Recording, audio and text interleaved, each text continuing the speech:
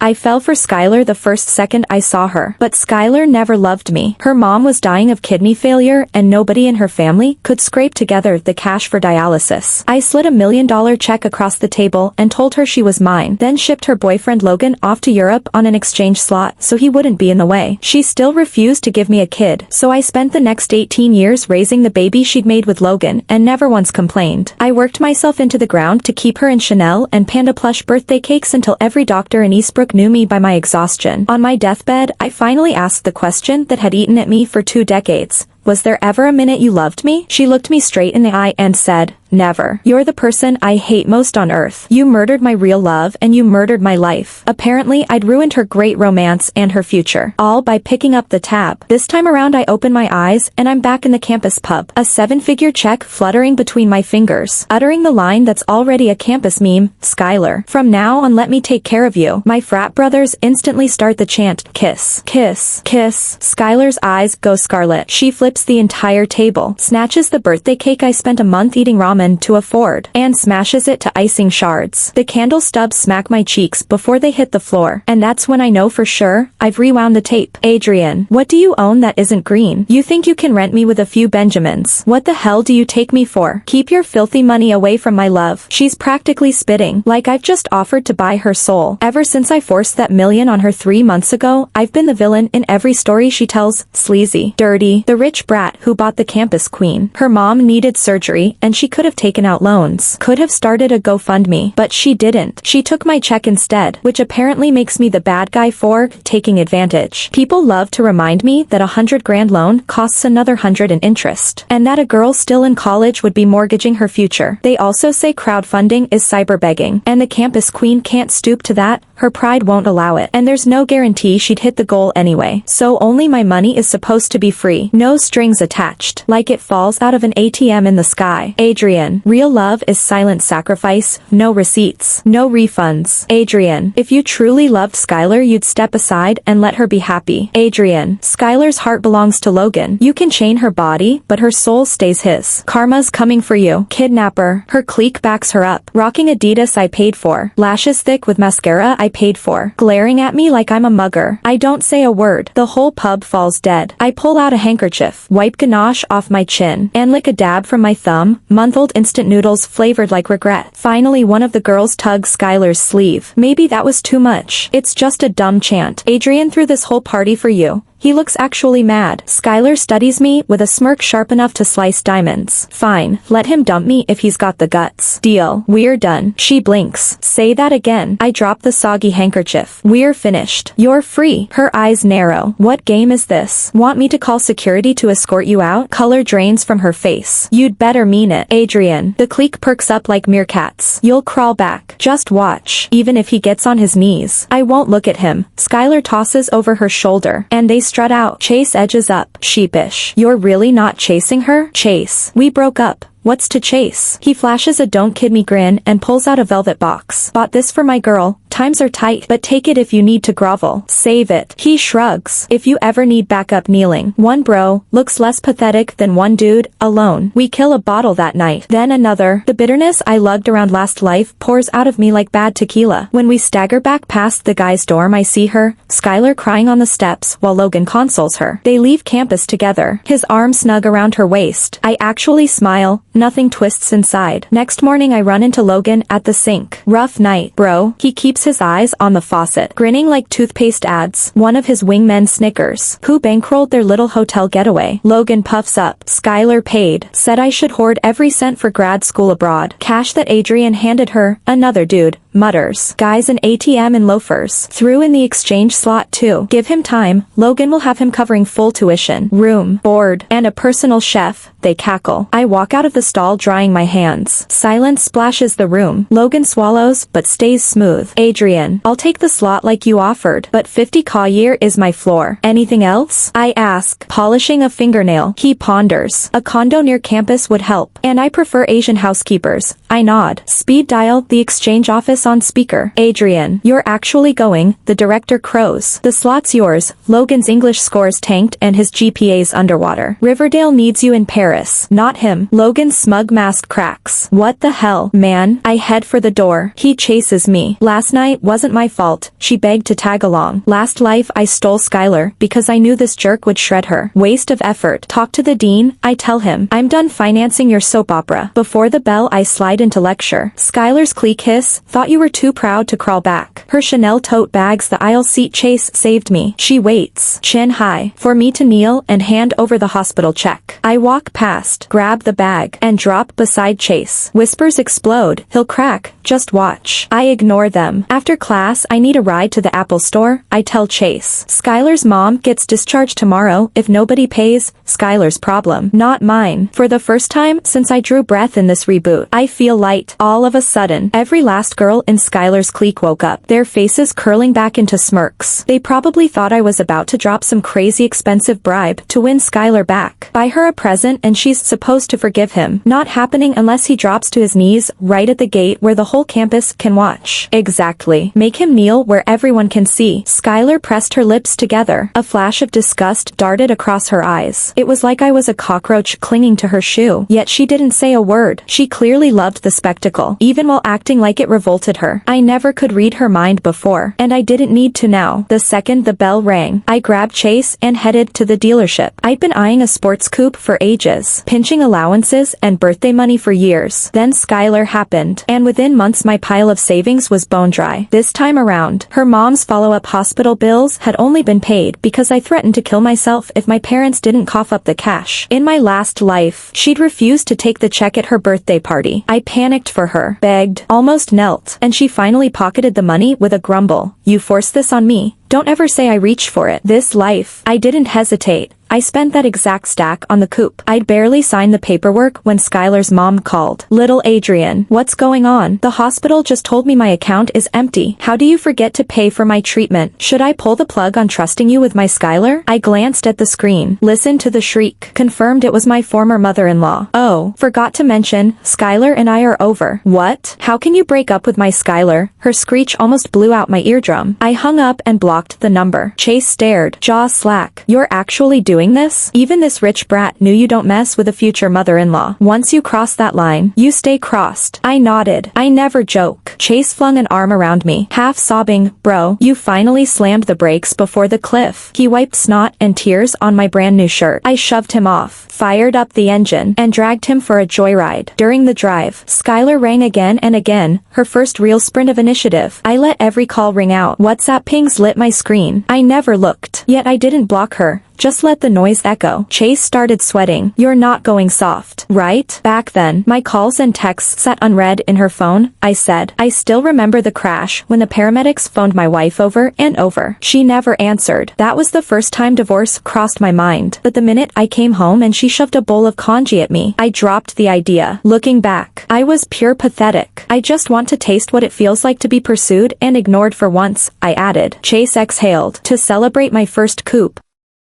he snapped a shot and posted it on Instagram. He flashed me the screen, me behind the wheel, neon dash glowing. I grinned. We cruised until dusk, then rolled back to Riverdale. Skylar stepped out of the dorm just as I parked. She stormed over and slapped me across the face. That your new ride? Did it slip your mind my mom can't pay the bill and they're kicking her out? You bought a car with her treatment money? Adrian, you're disgusting. You think this'll blackmail me back? Dream on. Skylar cried from rage. I laughed from sheer absurdity, rubbing my cheek. I reminded her, we're broken up. Remember? She froze, stunned. Seemed the idea of me actually leaving had never computed. I had zero interest in extending the chat. Chase, however, strolled up with a smirk. Thought you were too noble to touch Adrian's cash. Changed your mind. Now trading body for bills? An insult that filthy was more than Skylar's pride could stomach. She raised her hand to slap him. This time I caught her wrist mid-swing. You hit me. Fine. You hit my friend. No. I was dead serious. That was the exact moment Logan made his grand grand entrance. He yanked Skylar behind him. Adrian, I accept, send me abroad. I'll vanish from Skylar's life. Even if I'm alone on the other side of the planet. I'll go, he declared. Just keep paying for her mom's treatment. I'll pay any price. His eyes burned with martyr resolve. Skylar sobbed. Touched. Logan, don't beg him, she wailed. Then turned on me. Acid in every syllable. The onlookers sniffled at the epic romance, and loathed me. The evil trust fund villain ripping true love apart. Chase and I stared like they were nuts. No need for the great sacrifice. I'm not dying to hand over the exchange slot, I said. Studying abroad, the crowd murmured. Puzzled. You mean this year's exchange fellowship? Dude, people claw for that. How's it a sacrifice? Whispers rippled. Logan's cheeks twitched. I kept going. Skylar doesn't need my money. Logan, your family owns 2 condos, sell one and the bills are covered. Logan's face went charcoal. Terrified he'd look bad. Skylar jumped in. How dare you push Logan? Those houses aren't his to sell. And I handle my life, outsiders but out. If I'm such an outsider, why'd you treat my wallet like it was yours? So after millions flushed down the Skylar drain, I was still outsider. Lovely. She bit her lip. Don't worry. Never again. Dragging Logan away, she shot me one last glare. This time, you won't win. No clue what that meant. Watching her proud, stubborn back, something in my chest still twisted. So Skylar knows Logan would never sell a brick for her mom, right? Chase muttered. What does she even see in a guy too cheap to spend on her? I knew the answer. Last life. Skylar's favorite lines were besides money. What are you? And you're only accomplished because you hit the birth lottery. She loathed me. So my cash, career, status, all toxic. She loves Logan, so even if he brings nothing, she'll pay the fare herself. Love's just a game of who's willing to kneel. Skylar and I were officially done. That night, though, my coupe got trashed. The clique did the smashing. Skylar stood aside, arms folded, cold smile stamped on her gorgeous face. Security footage caught every second. When Chase and I showed up with the lawyer, the girls were ranting non-stop. That scumbag Adrian blew Skylar's mom's medical money on this car, deserved to be scrapped. Do you know how many bags and shoes this money could buy? I picked out a $2,000 purse last month and he whined he was broke. Then he buys this. Animal. Ahem. Another girl coughed, yanking her back on script. Officers. Arrest Adrian. He promised to take care of Skylar's family, then partied while her mom lay dying. Their spitstorm almost drowned me. You'd think I'd robbed the Shaws at gunpoint instead of bankrolling the whole clan. Chase's jaw unhinged. Stacy. That Chanel jacket Adrian paid.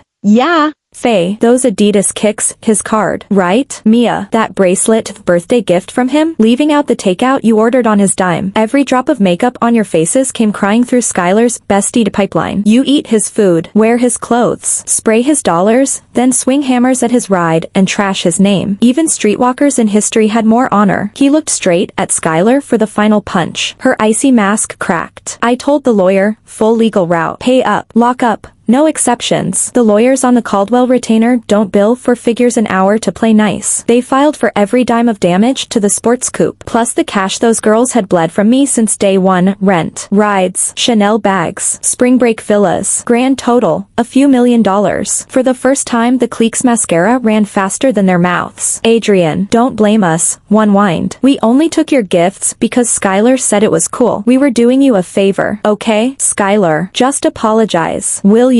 Your mom's waiting on surgery. We can stall the bill. She can't. And quit acting so pure. Another snapped. You said you'd date him, but you wouldn't even hold his hand. Half the motels in Riverdale have your name and Logan's on the registry. Skylar shook so hard her keys rattled. How can you say that? Truth hurts. Bestie, we jumped in to help you, so you own this mess. She was seeing them in HD for the first time, and the picture was ugly. My counsel didn't leave wiggle room. Cease and desist packets. Hand delivered. One per girl. By next morning campus had detonated. 2 viral posts blew up the feed. 1. Trust fund jerk dumps girl. Demands every gift back, plus $1 million penalty. 2. Exchange slot fixed for rich brat. Middle class dream crushed by money and pull. Thread A riled the gender warriors. Thread B rallied the class warriors. Likes, shares, clown emojis, wildfire. A couple of planted receipts, and every torch pointed at me. I uploaded the clique's running expense sheet, color-coded, time-stamped. The army that had called me cheap, controlling, toxic, crickets. Wait, dating now costs a mortgage and you still can't cop a handhold? Dude, Wires 7 figures, and she's in a motel with somebody else. Here are the pics. I attached the selfies she'd posted from those same motels. Faces clear. Metadata intact. Overnight I became Riverdale's most famous simp. As for the exchange slot, I didn't even bother speaking. The registrar dropped my transcript and exam scans, perfect scores across the board, and the topic flatlined. Admin panicked. Scrubbed threads. Muted accounts. Finding the posters took 5 keystrokes. They'd used an off-campus cyber cafe. I still got the security cam stills and their group chat audio. I forwarded the whole zip to Logan's email. Next afternoon he and Skylar cornered me on the quad. She hurled every gift I'd ever given her at my feet. Watch. Panda plush. Even the birthday cake topper I'd saved. Adrian, you've nuked my life. Happy now? I eyed the pile. Then her. All I posted was a spreadsheet. The clickbait threads. You wrote them to sick the mob on me. The motel shots. Not my camera. So tell me again, who destroyed you? Logan stepped between us. Palms out. Bro, dial it back. How are you two supposed to end up together if you torch the bridge? Post an apology. Say you framed her. Doctored the pics. I'll coach you. Damage control 101. I laughed. Logan, how badly do you want that exchange slot? He choked. Shot Skylar a glance. Swallowed the rest. I'm just worried about Shaw's surgery. Your circus stalls her treatment. Skylar's eyes misted. She squeezed his hand. There's always a way. I won't let him blackmail me into anything. She glared at me like I was the villain in a Lifetime movie. Word came that Skylar had taken a job at the campus pub. Logan waited outside my dorm to accidentally bump into me. You love her. Man, you gonna let her sling drinks to creeps for tips? I kept walking. Slots gone. Logan. Deal. Friday night Chase dragged me to the pub for wings and hoops. Inside, Skylar and the clique skittered around and made outfits, peddling overpriced champagne. A middle-aged townie slid his hand onto her waist. She smiled like her life depended on it.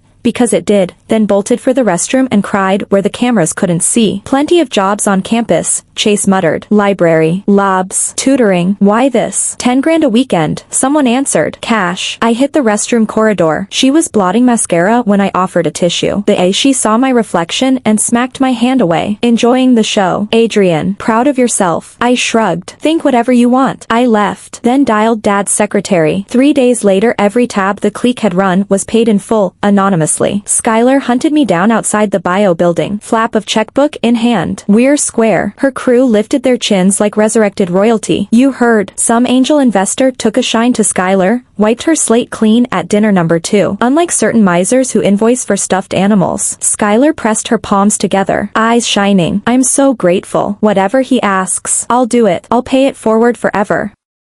She'd never looked that grateful when I drove through the night to get her mom into a specialist. Missing the Caldwell board vote that cost us a 9-figure contract. I pulled a small card from my jacket, crayon bright panda on the front. Her thank you scribble inside. Where did you get this? Color drained from her face. I didn't answer. I just don't get it. Skylar. A stranger writes one check and you're ready to build him a shrine. Everything I did, tuition, hospitals, meals, rides, was worthless because it came from a guy who actually liked you? The card had arrived on my desk that morning. Her handwriting, her doodle, she'd mailed it to the generous benefactor, never knowing it was me. I set it on top of the check. She stared at it like it might detonate. Her friends crowded in. What's wrong? She shook her head, lip quivering. Nothing. Being my charity case was worse than being my debtor. She couldn't even say thank you. I turned to leave. Logan shot from behind a column, mask finally off. You two broke up. For real. How the hell am I supposed to get overseas now? Go beg him. He shoved her toward me. Skylar gaped. Logan raised his hand. Too fast. Too loud. The slap echoed like a gunshot. I kept walking, but the sound followed me all the way to the parking lot. Days later Grant stormed campus, clutching Skylar by the hair between the oak trees, slapping her with every step. Jezebel, you cost my son his future. I stepped in, took 2 kicks meant for her. Adrian. It was the first time Skylar had ever sounded afraid for me instead of me. I gave her the movie smile. I'm fine. I rushed Skylar to the hospital the second I found her. The doctors ran every test in the book, and only when they swore she was fine did the vice around my ribs loosen. Skylar watched me shuttle between the nurse's station and the pharmacy until something in her face cracked. I lose. I admit it. It sounded like every last fight had drained out of her. Adrian, I'll move in with you. Hell, I'll even marry you. But I have 3 non-negotiables. First, give Logan his exchange slot back. It's his only shot. Second, pay for my mom's treatment. Third, I'll sign the marriage license. But I don't love you. And unless I say so, you don't touch me, ever. I burst out laughing. cackling until tears blurred the fluorescent lights. I couldn't help it. Skylar, how many CEO romances have you binge-read? What? She blinked. Code still loading. I'm a trust fund prince with the face and the wallet.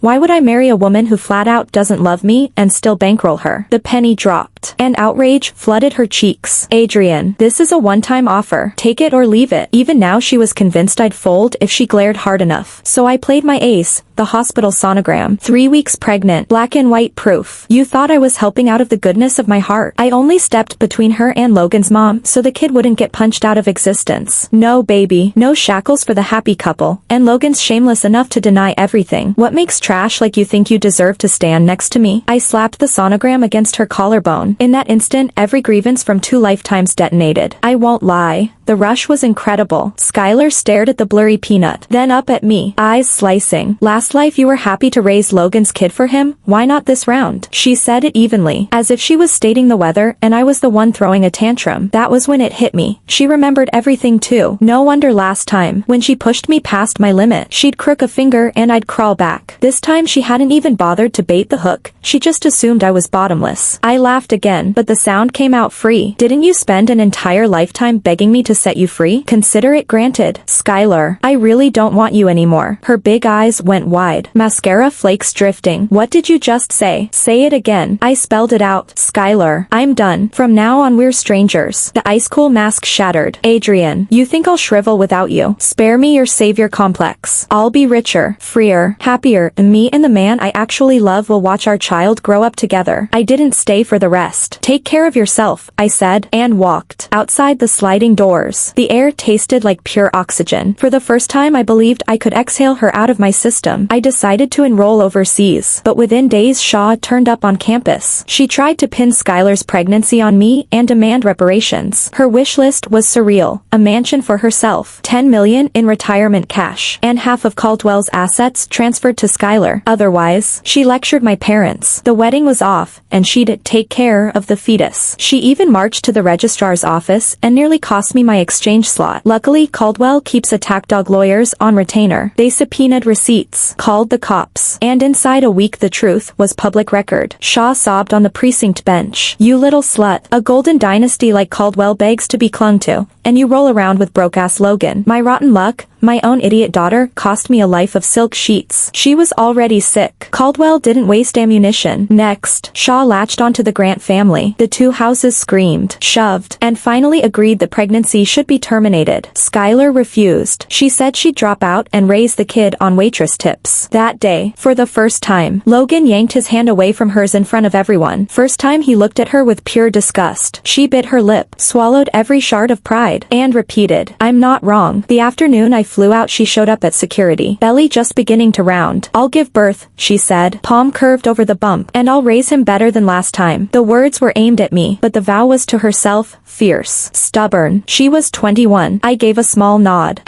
Exactly the sound she used to text back when I sent her novels on WhatsApp. 5 years later I landed with my fiancé. She hadn't been home in a decade and wanted to test the bullet train hype. At Eastbrook a disheveled woman wheeled a crate of toys. A little boy in tow. Sir, ma'am, $10. Cute panda plush for your kid or the neighbor's kid. My fiancé squealed. Pandas top her must-see list. When I looked up, oxygen vanished. Skylar's face was paper white under the tangles. A decade stolen in 5 years. She was 26. The boy, 4, maybe 5, was scrawny. Right foot twisted. Thumb in mouth. Gaze foggy. No wonder I hadn't recognized them. Last life Skylar had been wrinkle-free at 40. This boy had kicked me when moody. Now malnutrition and barback smoke had done their work. I slid $100 bill between them. Keep the change. Her fingers trembled around the note, lips shaking, but her eyes still shot sparks. We didn't speak. Nothing needed saying. I left with my fiancé and her new stuffed panda. The final meeting came 2 years later. A call from the county jail. Skylar wanted to see me. My firstborn son was a week old. I was on diaper duty. Without that ring I might never have thought of her again. Chase drove me. On the way he downloaded everything. Logan filed for divorce the second year. Skylar swallowed pills to stop him, lived. But the marriage flatlined. Logan kept a side apartment. Skylar followed and saw the other woman. In the scuffle Logan shoved the kid. The boy's skull cracked on the curb. He never woke up. Skylar didn't cry. That night she cooked a last supper for both families,